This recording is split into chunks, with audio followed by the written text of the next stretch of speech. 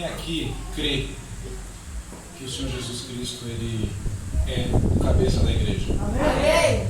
Quem aqui acredita que o Senhor Jesus ele anda entre os candelabros que são as igrejas, como diz o Apocalipse? Quem acredita nisso? Amém. Eu também acredito. Bem, o que eu quero falar hoje com os irmãos podem sentar, tá? Por favor. O que eu quero falar com os irmãos essa noite é sobre um assunto de extrema importância, que ele está muito utilizado, ele está sempre na ponta da língua da gente, que é a presença de Deus. Aleluia. Que é sobre estar na presença de Deus. A gente ouve muitas pessoas dizendo: ei, mano, está na bênção, está na presença. Eu estou vivendo na presença de Deus. Outros usam a expressão: eu estou com a vida no altar. Não é menosprezar as expressões, mas são expressões muito sérias, que às vezes a gente acaba desapercebendo da gravidade do teor positivo que essas expressões têm. O que seria andar na presença de Deus? Essa noite eu queria conversar com os irmãos a respeito disso. Eu já queria que os irmãos abrissem a sua Bíblia em Gênesis capítulo 17, para a gente falar de um homem que andou na presença de Deus.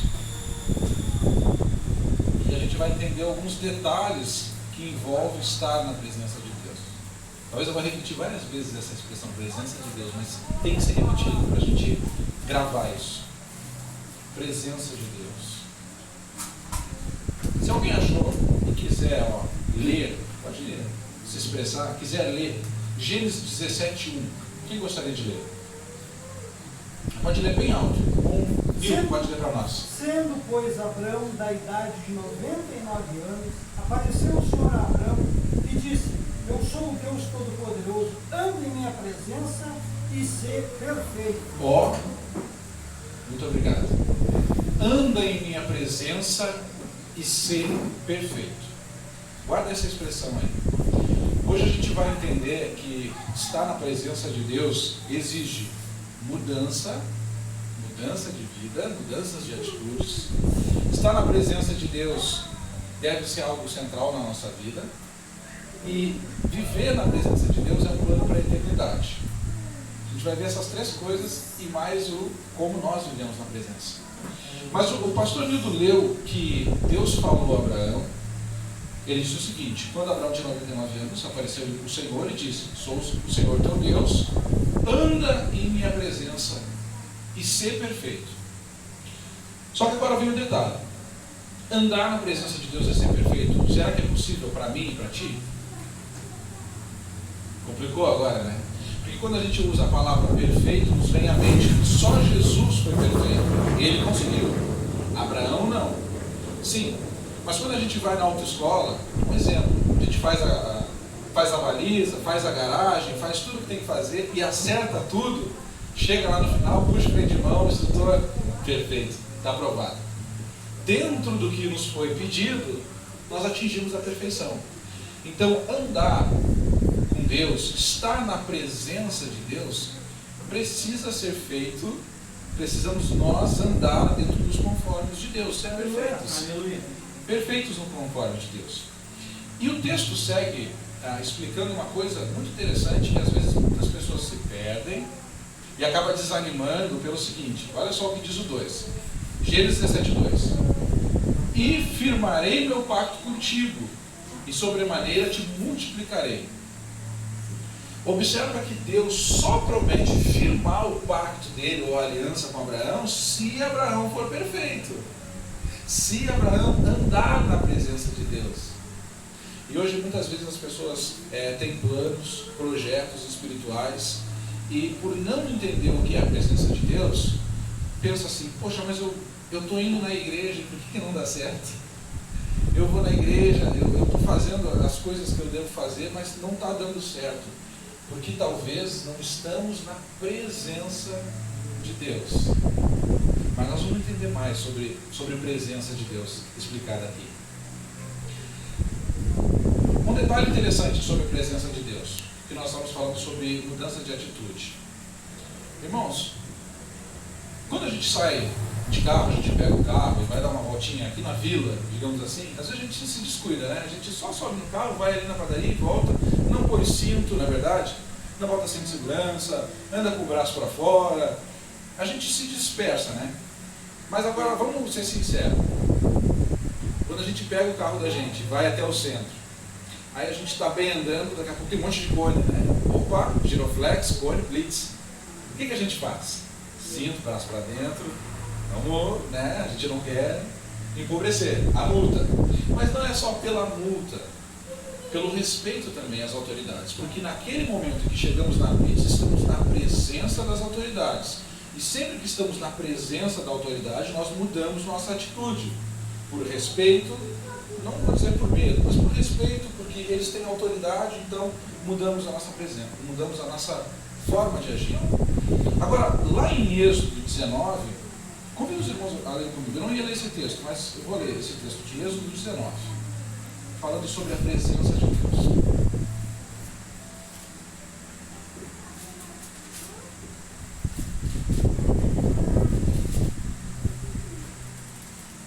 Êxodo 19, versículo 10. Vocês não acharam?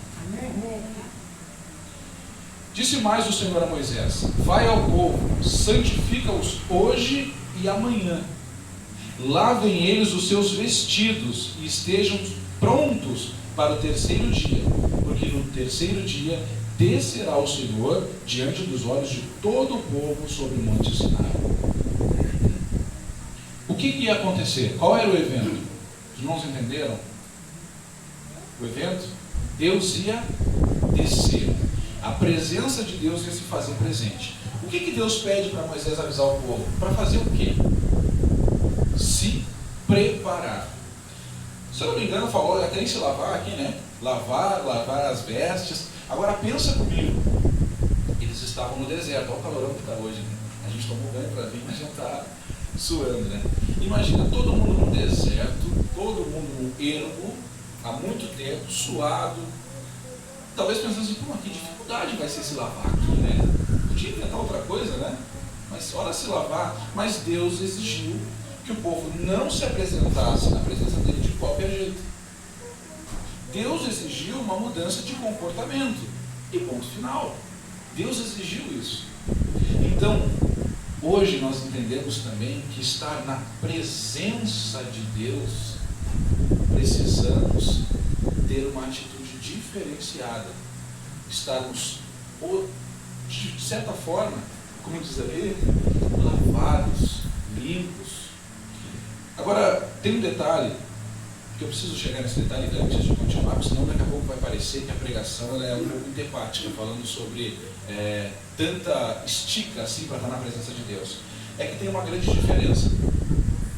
A primeira vez que eu vim aqui, o pastor Lino usou uma expressão com um jovem rapaz que eu achei o máximo. Ele disse assim: tu não está de boné aí, né? Isso te impede de vir a adorar a Deus? É claro que não impede. E isso é verdade. Então, a grande diferença é: venha na igreja fumando, venha na igreja bebendo, venha na igreja ainda sem estar casado, fornicando, venha, busque a Deus. Mas estar na presença de Deus é diferente. Viver na presença de Deus exige-se mudança. Então, vir até a igreja, nós temos que vir, temos que convidar, senão de outra forma é impossível, né? Como é que as pessoas vão ser alcançadas? Não haveria maneira, né? Mas precisamos entender que chegar até aqui é uma coisa, chegar até a presença de Deus, acessar o lugar santo é outra. E é sobre isso que nós estamos falando. Não é sobre vir à igreja. Então, em momento algum, pense assim: pô, ele falou de vestimenta, cuidar da vestimenta, cuidar disso, cuidar daquilo. Não é isso. Vamos separar as coisas. Uma coisa é buscar a Deus, buscar, e outra é encontrar e ficar na presença dele. E é sobre isso que nós vamos falar. Falando ainda sobre, depois de acessar esse local, a presença de Deus, que é um local que a gente tem que mudar de atitude, mudar costumes. Tem outro detalhe interessante sobre a presença de Deus. Abre a Bíblia em Números, capítulo 2. Números capítulo 2. Não, eu vou fazer o seguinte, vamos só virar a página, vamos no Números capítulo 5, depois a gente volta no 2. Número 5. Olha que interessante sobre presença de Deus e mudança de comportamento. Números capítulo 5 diz assim, ó: Disse mais o Senhor a Moisés: ordena aos filhos de Israel que lancem para fora do arraial a todo o leproso, e a todo que padece de fluxo, e a todo que está imundo por ter tocado no morto, tanto o homem como a mulher, os lançareis para fora, sim, para fora do arraial os lançareis, para que não contaminem o seu arraial, no meio do qual eu habito. Olha o detalhe. Antes, irmãos, de nós nos compadecermos, porque é natural e é humano, dos leprosos, dos que tinham fluxo de sangue, que vai acontecer. A gente vai ler o relato e vai se compadecer deles. Puxa, para que isso, né? Por que eles tinham que ser expulsos do arraial? Arraial é o acampamento. Por que eles teriam que ser expulsos? Antes de nós nos compadecermos, vamos lembrar que isso é uma alegoria que Deus fez no passado para que nos atingisse hoje e que para nós entendêssemos. Sabe aquela história que o teu pai tem calo nas mãos para te dar a faculdade? É mais ou menos assim, ó. Essas pessoas que foram expulsas do arraial fizeram calo nas mãos para você hoje estar aqui na faculdade. Essas pessoas, essa alegoria é para nos mostrar que hoje vivemos na presença de Deus, não há espaço para impureza. Mas lembrando, mais uma vez, presença, não buscar. Buscar, as pessoas precisam buscar Deus de qualquer forma, do jeito que tiver, do estado crítico que tiver, busca. Mas só se mantém na presença dele quem está limpo, quem não está envolvido com impurezas. Esse é o ponto de vista de Deus. Essa é a esperança de Deus. E isso, infelizmente, tem sido muitas vezes, a gente brinca até, o pastor está sempre falando também, e a gente meio que sarrafeia, né, outras teologias de plástico que existem por aí, né? Mas brincadeiras à parte, isso é perigoso, e que muitas pessoas entendem que podem estar na presença de Deus vivendo de uma maneira de quem busca Deus. E são duas coisas diferentes. Ele é santo, a gente cantou aqui, santo, santo, ele é santo, nós temos que ser santos também. Agora sim, nós já falamos tudo sobre mudança de aspectos, né? E a gente tem que se moldar, a gente tem que andar perfeitos para estar na presença de Deus. Agora, se você voltar a sua Bíblia aí, em Números 2,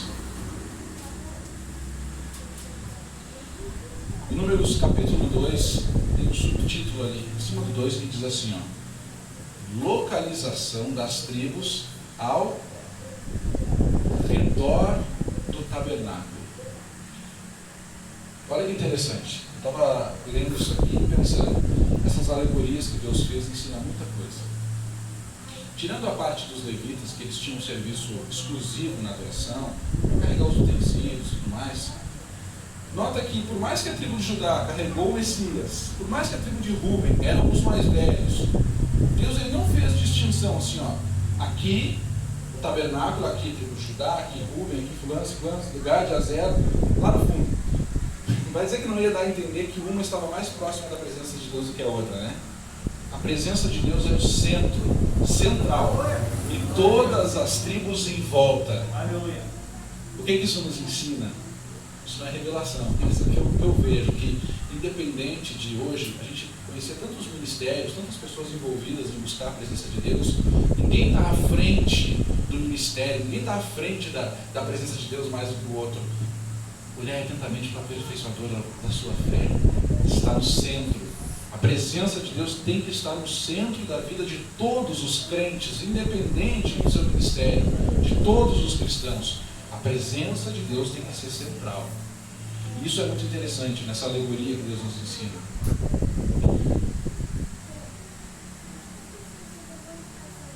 Agora, a gente viu aqui sobre mudança de comportamento nas nossas vidas para estar na presença de Deus. A gente viu que a presença de Deus ela tem que ser central na nossa vida, olhar diretamente, se interessando com essa presença. Mas quem quer ir para o céu, levanta a mão, né? Quem quer ir para o céu, levanta a mão. Então, aqui eu acredito que todos querem ir para o céu, na verdade? Amém. Todos nós que estamos aqui, independente de doutrina, ensinamento sobre escatologia, de onde vai ser o céu. Como assim onde vai ser o céu? Perdão, onde vai ser a eternidade. Se a eternidade vai ser no céu, na terra, independente de onde for, veja o que vai ter na eternidade. Abra sua Bíblia em Apocalipse 21, 2 e 3. Eu quero que alguém leia Apocalipse 21, 2 e 3. Quem quiser ler, se pronuncia, pode ler bem alto para nós. Apocalipse 21, 2 e 3.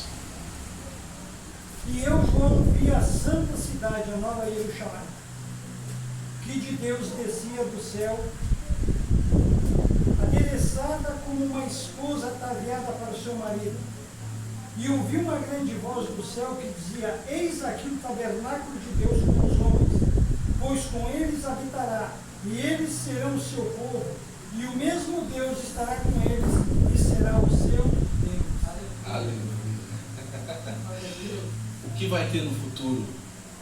Presença de Deus eternamente. O futuro é a presença de Deus eterna com os homens. Então, meu amado, o assunto de estar na presença de Deus é mais importante do que a gente imagina. A expressão que às vezes a gente fala de brincadeira, eu estou na presença de Deus, vamos levar a vida na presença, ela é mais séria do que a gente imagina. Ela estava no Velho Testamento e ela vai estar lá na eternidade. Tu notou que onde o irmão leu aí, já passou a grande tribulação, a igreja já foi arrebatada, já deu o Armagedon, já acabou tudo. É o fim da história, a presença de Deus eterna. Então é muito importante entendermos a presença de Deus. Mas agora, olha o detalhe interessante. Em Israel, a presença de Deus se encontrava no tabernáculo. A presença de Deus estava no local físico, visível aos olhos deles. Lá no Apocalipse que o irmão leu, a presença de Deus vai estar aqui na terra, de uma maneira visível, provavelmente física, provavelmente palpável, mas será algo que será claro. Olha, aqui está a presença de Deus. E hoje, aonde está a presença de Deus? Aonde se encontra hoje a presença de Deus? Isso é forte. Alguém lê para mim 1 Coríntios 3, 15. Perdão, 3,16, tá? 3,16 diz assim: não sabeis vós que sois santuários de Deus e que o Espírito de Deus habita em vós? A habitação do Espírito, da presença de Deus, hoje habita em ti, habita em mim, deveria habitar em nós. Agora olha que interessante, aquele irmão mais que bota o diabo no bolso, né? Lançando uma dúvida, é uma brincadeira. Agora eu não vou lançar o diabo no bolso de ninguém, eu vou lançar a presença de Deus no colo de vocês. Sentiu a responsabilidade? Sentiu o tamanho da responsabilidade? Que às vezes a gente diz assim, né? Olha o privilégio de Moisés, guiar o povo de Deus, mas a presença de Deus não estava dentro de Moisés, estava externa. E hoje, você, eu, coitadinho de nós, mais humildes, não somos nada perto de Moisés, temos o privilégio de ter a presença de Deus dentro de nós. Isso é muito sério. Isso nas gerações futuras, quando na eternidade nós encontrar Moisés, nós encontrar Davi, a gente vai poder dizer: que legal, a tua história me inspirou muito, mas a presença que tu buscava eu carreguei. Já pensou nisso? O privilégio que nós temos hoje de carregar a presença de Deus. Por isso, aí a gente entende, por isso que Jesus disse: vós sois a luz do mundo. E quando ele fala com Nicodemos, ele disse: a luz veio ao mundo. Ele está falando dele, mas os homens preferiram a escuridão. E agora Jesus chega e ele dá essa tocha de luz para nós e diz: ó, vocês são a luz do mundo. Quanto mais então, sabendo que nós carregamos a presença de Deus, nós precisamos nos cuidar e nos apresentar de forma digna diante de Deus, mudar o nosso comportamento, olha ali, para dentro, cinto de segurança, encarar a vida, os nossos modos, o nosso comportamento de maneira séria. Há um tempo atrás isso era dito como, esse é careta, esse é muito raiz, né? A gente debochava e tal. Mas, claro que dentro de... A gente não pode ser... O Rodrigo Silva diz que a gente tem que ser diferente e não esquisito, né? O cristão precisa ser diferente do mundo, não esquisito. Nós não vamos andar de calça social, não vamos andar de sapato dentro de casa, né? Não é isso. Mas nós precisamos entender a santidade de carregar a presença de Deus conosco. Só que tem um detalhe, e agora o detalhe mais importante de todos, sobre estar na presença de Deus e carregar a presença de Deus. Como que isso acontece no nosso caso? Bom, a presença de Deus está em mim. O apóstolo Paulo diz que o Espírito Santo habita em mim. Somos santuários, templo do Espírito Santo. Só que lá em João, no Evangelho de João, vamos abrir a Bíblia aqui. Evangelho de João, capítulo 15.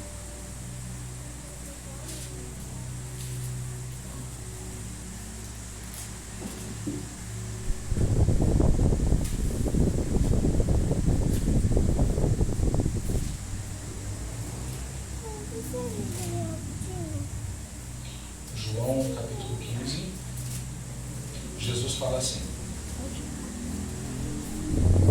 Jesus, a videira verdadeira. Eu sou a videira verdadeira, e meu Pai é o viticultor. Toda vara em mim que não dá fruto, ela é cortada, e toda vara que dá fruto é limpa para que dê mais fruto. Vós já estáis limpos pelas palavras que eu vos tenho falado. Permanecei em mim, e eu permanecerei em vós. Como a vara de si mesma não pode dar fruto, se não permaneceres na videira, assim também vós, se não permaneceres em mim. Eu sou a videira, vós sois as varas. Quem permanece em mim e eu nele, esse dá muito fruto, porque sem mim nada podeis fazer. Agora, esse texto fala de estarmos em união com Cristo Jesus. Vamos entender. Para carregar a presença de Deus que foi lançada no teu colo, você precisa estar em união com Cristo Jesus. E talvez passe na nossa cabeça que estar em união com Cristo Jesus é simplesmente participar da Santa Ceia. Não é verdade? Não é o ritual que nos mostra que estamos ligados à videira de Jesus. É um memorial, é para nós nos lembrarmos. Mas se você parar para analisar o texto, além de presença, Jesus fala mais de outra coisa aqui do que presença. Sim, ele está falando de presença, mas assim, se você ler esse texto sem malícia nenhuma, sem querer levar para lado nenhum, a gente vai entender que estar na presença de Deus está diretamente ligado com dar frutos, com frutificar, que é expor, que é mostrar o que está acontecendo. Eu era assim, eu sou do ramo, eu não mudo, eu sou brigão, agora não sou mais, eu estou mudando. Eu brigo mesmo, eu assim, eu assado, eu vou me vestir do jeito que eu quiser, agora não mais, eu estou dando frutos, eu estou na presença de Deus, eu estou na presença de Deus. Eu sou assim mesmo, frutos. E olha que interessante, se você continuar lendo, o foco de Jesus é sobre, se tu está na minha presença, se você está vivendo comigo na presença de Deus, você está frutificando, você tem que estar mostrando algo. Aí, eu lembro da primeira vez que eu vim aqui, e antes de vir aqui, eu assistia muitas pregações pela internet, né? Eu saí de um lugar que não podia ir em outro, né? Então eu assistia pela internet. E um detalhe que me chamava muita atenção na igreja é o glória a Deus. É bom, né? É bonito dar glória a Deus, mas não se dava glória a Deus. No máximo, aplaudir só quando acabava uma pregação. E o dar glória a Deus é algo maravilhoso. Só que às vezes algumas pessoas pensam que dar glória a Deus é apenas isso, com a boca. Glória a Deus, aleluia. É uma forma. Lá onde eu pertencia, a ideologia era que dar glória a Deus era dar sacrifícios de louvor por comentários. Levantava a mão e comentar na revista Sentinela lá. Isso era dar glória a Deus. Mas o que realmente é dar glória a Deus, que está envolvido com andar na presença? A resposta, o versículo 8, está com a Bíblia aberta aí? João 15, 8. Nisto é glorificado meu Pai, que deis muito fruto. Então, quando a gente quer glorificar a Deus, a gente entra na presença, fica na presença e dá frutos. Muda o jeito de ser, muda o jeito turrão de pensar, porque a gente tem o nosso jeito de pensar. Cada um de nós tem uma criação diferente. Eu fui criado de um jeito, você de outro, e às vezes a gente traz isso e quer fazer com que a presença de Deus se move a nós. Mas não pode, né? Nós temos que nem Abraão, anda na minha presença e ser perfeito. Se eu disser para a direita, é para a direita. Quando eu disser para a esquerda, não é um pouquinho para trás, depois para a esquerda. É para a esquerda. Esse é o modo de andar na presença de Deus. E isso glorifica a Deus. Então, toda vez que a gente dá glória a Deus, sim, a gente glorifica, mas quando a gente se transforma, a gente entra na presença de Deus, a gente é um glória a Deus caminhando no meio da rua. A gente é um glória a Deus andando. É isso que acontece quando a gente muda. E tem um detalhe, o texto não acabou ainda. 8. Nisto é glorificado meu Pai, que deis muito fruto, e assim sereis meus discípulos.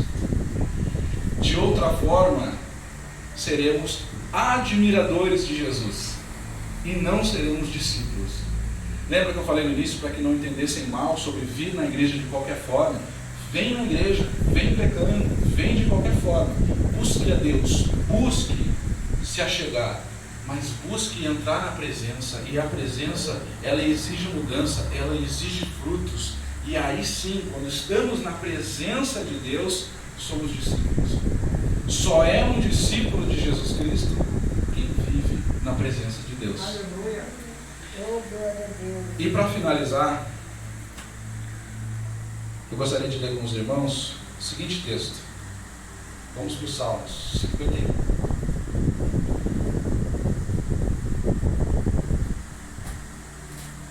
Salmos 51.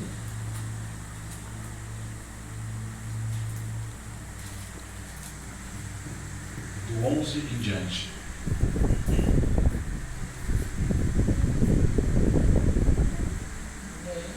Não me lances fora da tua presença, e não tires de mim teu Santo Espírito.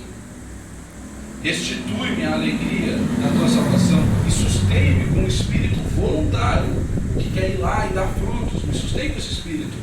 Então, olha a pessoa que frutifica, olha o que ela faz. Então, ensinarei os transgressores os teus caminhos, e os pecadores se converterão a ti, Senhor. É isso. Estar na presença de Deus é ser um testemunho vivo, é carregar, como eu disse, eu estou lançando no teu colo a presença de Deus, é carregar uma luz que onde você entre, como que a irmã disse, a irmã estava cheia da presença de Deus, entrou em um lugar e a pessoa sentiu a presença. É disso que está falando. Aonde você entrar, aonde você estiver, fazer com que pessoas se convertam ao teu Deus. Pô, mas que Deus é esse? Olha a mudança que fez na vida dele. Eu quero isso para mim também. Isto é carregar a presença de Deus. Isto é estar na presença de Deus. Então que todos nós possamos, além de ser admiradores de Deus, ser admiradores do nosso Senhor Jesus. Como é bom falar de Jesus, né? A gente gosta muito de falar sobre o nosso Senhor Jesus, mas além de falar, poder caminhar lado a lado com Ele e dizer o tempo todo, estamos juntos. Eu estou conectado a Ti, Senhor. Estou conectado a Ti. Estou carregando a Tua presença onde quer que eu vá. O meu modo de falar, o meu modo de agir, mostra que eu estou junto contigo e faz com que pecadores se convertam a Ti. Já pensou? O poder que há nas palavras de Deus, o poder que há na presença de Deus. Que todos nós possamos então buscar mais a presença e jamais pensando assim, olha lá, quem está falando, quem pensa que é? Meus irmãos, eu sou mais necessitante da presença de Deus do que qualquer um aqui. Todos nós precisamos, eu preciso muito estar na presença de Deus, buscar. Eu vou continuar fazendo isso, quero que orem por mim, Eu quero orar por vocês, todos nós, meus irmãos. Ninguém é melhor do que ninguém. Ninguém está assim. Olha, eu estou falando porque eu estou na presença. Vocês aí tem umas vestimentas, tem isso. Isso não existe, irmão. Todos nós precisamos diariamente buscar entrar na presença de Deus. E é rapidinho. Já viu que às vezes a gente entra, é que nem fila do banco, entra, paga a conta e sai, né? Da presença de Deus. Acontece às vezes na vida da gente, né? Por algum motivo a gente chega até lá, chega na presença, está vivendo na presença de Deus e por algum motivo se desconecta da videira e agora eu vou dar um tempo. Isso é perigoso. E nós vivemos conversando, né, sobre o calvinismo, que é uma linha de pensamento, o calvinismo, que às vezes pensa, né, uma vez salvo, sempre salvo. Isso não é uma verdade. Uma vez na presença de Deus, nem sempre na presença de Deus. Diariamente temos que cuidar para estar buscando, estando na presença de Deus. Amém? Amém. Espero que os irmãos tenham entendido a mensagem. Foi uma mensagem meio curta, foi breve, mas foi uma mensagem com um fundamento muito, muito forte assim, na palavra de Deus. Estava bastante ansioso sobre o que ia dizer e, na verdade, essa foi a palavra que se apresentou. Então, acredito eu que essa palavra precisava mesmo ser trazida para os irmãos. Tá bem? Vamos orar sim, vamos orar. Vou convidar os irmãos para nós orar então.